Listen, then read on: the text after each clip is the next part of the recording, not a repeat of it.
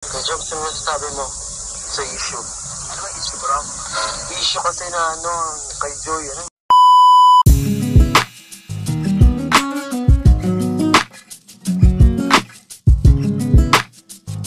Kay Jobs, ano masasabi mo sa issue? Ano ba issue, bro?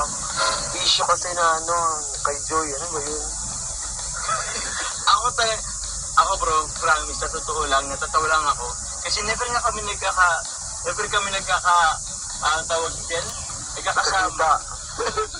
Tapos inisyo pa kami. So, hindi po talaga yung totoo kasi po, nung graduation talaga ni Joy, di ba si Kuya Ed nung kasama nun, Si di ba? Edo bro, kasi table simulation yung si Edo. Yan, table simulation yun.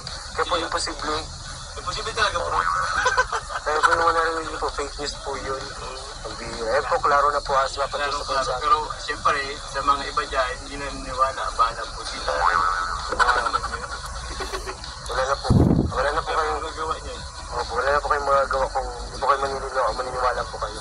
Basta po sinagutan ni Papa Jones, ni Sir Jones. Sabi ko naman yan gusto ko. Matagal na, di ba? Oo. Sobrang tagal na pala po mga kami sinagot.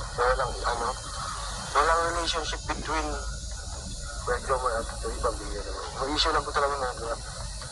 Naisip ko nga, kasi habang sumisikat po sila, paparami po yung passion po nila. Kaya po ganyan po yung mga nangyayari. Di ba dyan ang bishop? Pero di ko alam po sikat. Hindi, ganun talaga. Ganun kapag sikat, marami ng babash. Kasi gusto nilang manira, yun naman. Kaya po sa mga Jomcar, fanatics and lovers and supporters, yun po kayo nila po ang magiging way para takpan ng lahat ng mga issue na hindi naman totoo. Galit na galit.